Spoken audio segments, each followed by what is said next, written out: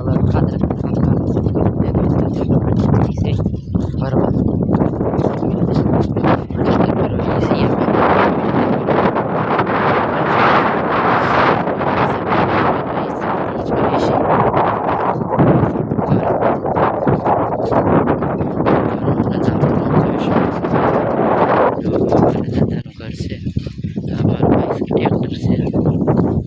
નાયરી છે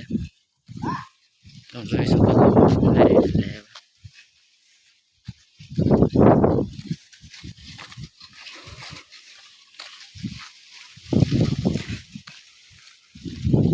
આ છે અમારા બેહા